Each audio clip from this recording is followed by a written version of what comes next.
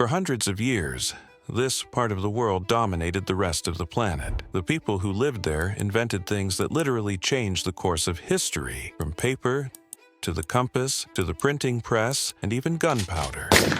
The place we're talking about is China. China was once the economic center of the world, a global powerhouse that nobody dared mess with. But at the start of the 19th century, everything changed. Far out in the western part of the world, a terrifying industrial and scientific revolution began. Factories, weapons, transportation, and with them, massive political and military power. All of that allowed the West to slowly start taking control of the world, until eventually they reached the borders of China. And back then, mighty China couldn't keep up, so it paid the price. The West poisoned it, fought it, humiliated it, and even occupied it. And that's when China entered a dark era, one that lasted over 100 years, an era of poverty, starvation, and total humiliation. But then, this man came along, and with him, China's rise began. Year after year, China started rebuilding, a beast in global trade and industry, a political heavyweight, a terrifying nuclear military force. In simple terms, China is a global superpower again. But the journey from poverty and humiliation to power and dominance, it wasn't easy. It wasn't simple. It was an epic story of a country that saw rock bottom and decided to rise from the ashes. I'm Narrator X, and today we're diving into the extraordinary rise of China, a journey from occupation and humiliation to becoming a global economic powerhouse and the architect of the world's future. So, without further delay, let's begin.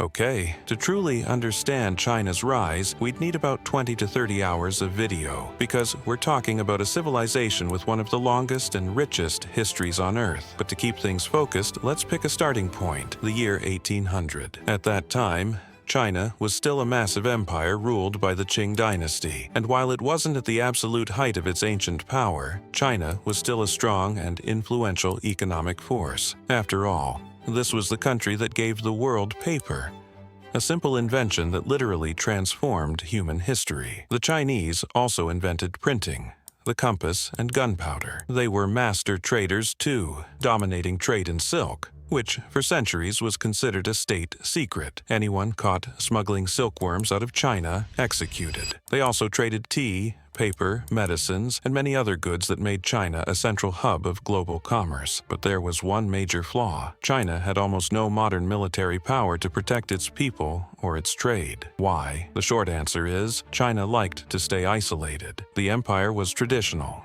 conservative, focused inward, and uninterested in keeping up with the outside world. China was a traditional nation, still fighting with swords, spears, and primitive weapons. Meanwhile, what was happening in the West was beyond anything anyone could have imagined. By the mid-18th century, Europeans and Americans were entering what would become their golden age, the beginning of the Industrial Revolution. Science, machines, factories, trains, cars, airplanes, weapons, bombs, a terrifying wave of advancement. But with all this progress came an urgent need: raw materials, and lots of them. Western powers needed new resources to keep their factories running and their economies growing. So, the solution was simple: conquer weaker nations. They turned to places like Africa, South America, and Asia, and one of the biggest targets in Asia was China.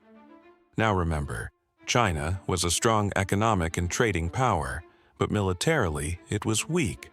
So the West set its sights on it. In the 1830s, the British flooded China with opium, a move designed to get the population addicted and broken, and it worked. Within a short time, China was in crisis. Addiction had spread like wildfire. The Chinese emperor decided to destroy massive stockpiles of opium. That triggered a full-scale war. Britain launched what became known as the First Opium War. Then, nearly 20 years later, Britain and France returned with another war, the Second Opium War.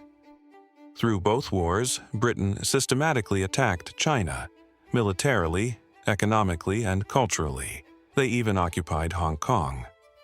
And that marked the beginning of what would be known as the Century of Humiliation. China was thrown into a dark era, decades of poverty, humiliation, and foreign occupation. During this time, massive rebellions erupted against the imperial regime. The most brutal was the Taiping Rebellion, where over 20 million people lost their lives. 20 million, an unthinkable number. More uprisings followed, and eventually, in 1912, the centuries-old imperial system collapsed. China became a republic, finally ending the empire's rule.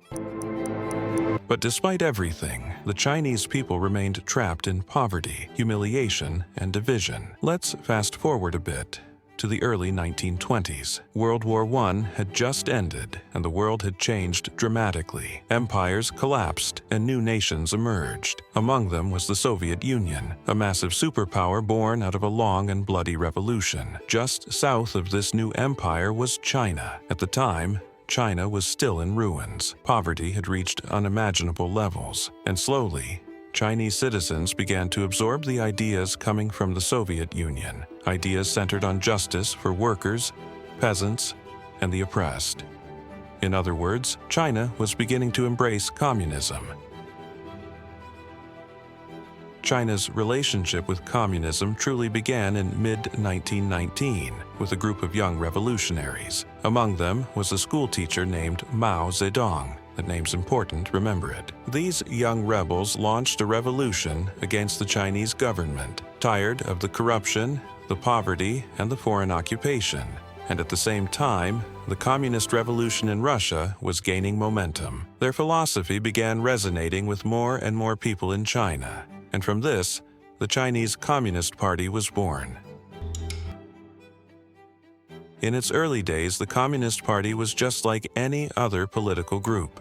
It even allied with another party called the Nationalist Party, or Kuomintang, to take control of the government. Together, they succeeded, reaching power in 1927. But soon after, the Nationalists turned on the Communists, massacring tens of thousands of them. That was the final straw. The Communists abandoned politics and urban life and retreated to the countryside, where they formed their own military force, the Red Army, and this marked the beginning of the Chinese Civil War.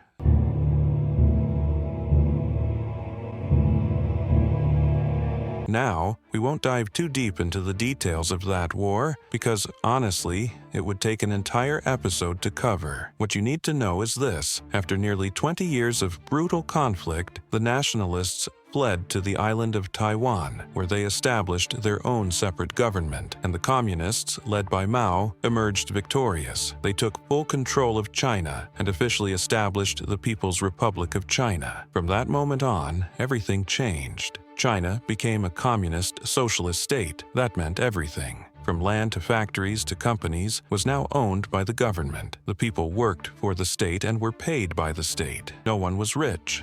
No one was poor. Everyone was equal, at least on paper. In this new society, the ruling party controlled everything: the government, the military, the media, and the economy. And for many people, that sounded ideal. No poverty, no greed, just equality. A utopia. But in reality, the new Chinese system was strict, controlling, and increasingly authoritarian. Mao Zedong became almost a godlike figure. He was worshipped as the great savior. It became mandatory for every citizen to read and study his book, the Red Book. Meanwhile, China had officially declared itself an atheist state. Religion was banned, and the government actively encouraged atheism, even going so far as to persecute religious minorities from time to time. So, to sum up what we've covered so far, after the Communist Revolution, China changed dramatically. A brand new economic system, a new political structure, religion suppressed, atheism promoted. All of this was done with one goal: to develop the country, to build a better future for China. But that didn't happen. China was still suffering. Poverty, unemployment, a struggling economy, and devastating droughts. Things were so bad that by the early 1960s, China was hit with a massive famine. Known as the Great Chinese Famine, it killed over 40 million people. 40 million. Let that number sink in. China was in chaos, while the Western world was entering its golden age.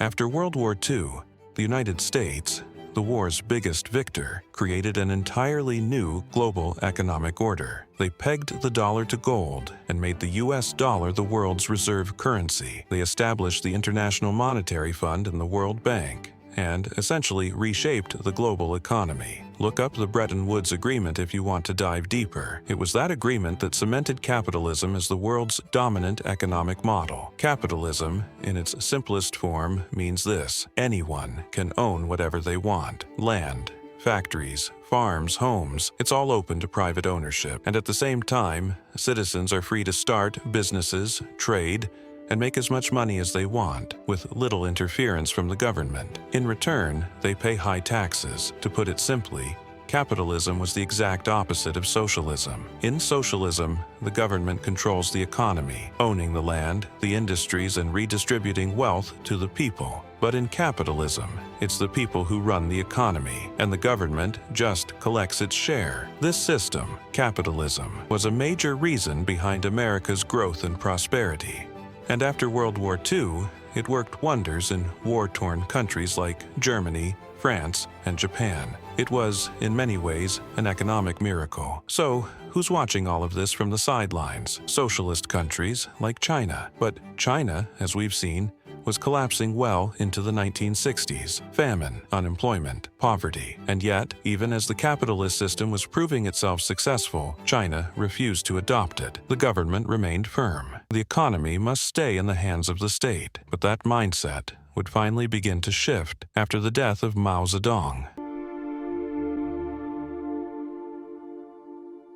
By the late 70s, a new leader rose to power in China, Deng Xiaoping. Unlike Mao, Deng was more open to the outside world. He had been watching closely, watching how capitalism had lifted entire nations out of poverty. Nations close to China, like Taiwan, Malaysia, and South Korea. So Deng made a bold decision. He said, "Let's give capitalism a try."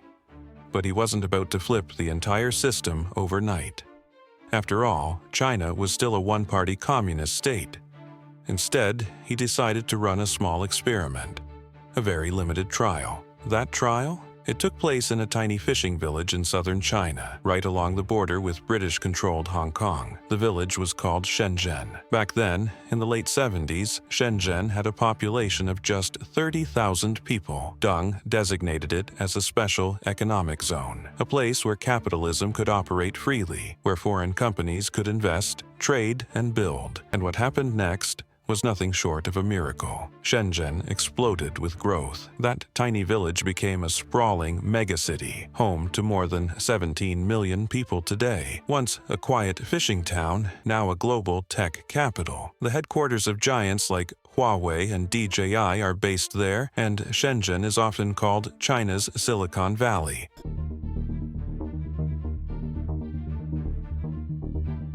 After Shenzhen's massive success, the idea of special economic zones spread across China. Places like Shanghai, Guangzhou, and others quickly followed suit, becoming centers of manufacturing, trade, tech, and even tourism. But here's the thing. Was it as simple as just setting up a capitalist zone and letting people work freely?